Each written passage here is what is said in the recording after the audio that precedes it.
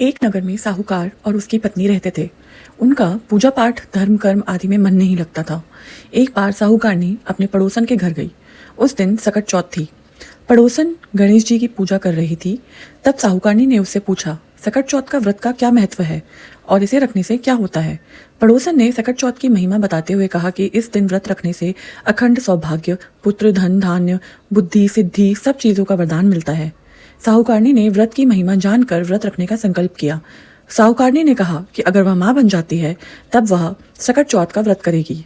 गजानन की कृपा से उसका गर्भ ठहर गया। यह देखकर वह बहुत खुश हुई और उसके मन में लालच और बढ़ गया। कहने लगी, अगर भगवान ने उसको बेटा दिया तो वह 2.5 सेर तिलकुट करेगी। भगवान ने उसकी सुन ली और सौभाग्य से उसके पुत्र हुआ। इतना सब कुछ पाने के बाद उसकी लालसा और बढ़ती चली गई। फिर उसने कहा कि जब बेटे का विवाह होगा तब मैं 5.25 सेर तिलकुट करूंगी। पार्वती के पुत्र के आशीर्वाद से उसके लड़के का विवाह भी तय हो गया। सारी इच्छाएं पूरी होने के बाद भी उस साहूकारनी ने अपना संकल्प पूरा नहीं किया। यह सब देखकर गणेश जी उससे नाराज हो गए और सबक सिखाने के लिए विवाह वाले दिन उस लड़के को गायब करके बहुत दूर जंगल में भेज दिया। विवाह मंडप में लड़के को न देखकर सब चिंतित हो गए। लड़के की होने वाली बहू उसे ढूंढने जंगल गई, लेकिन निराश होकर वापस आ गई।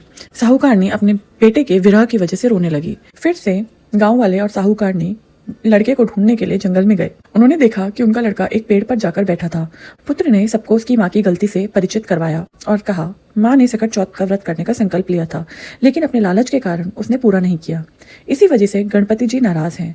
साहूकारनी को अपनी गलती का एहसास हुआ।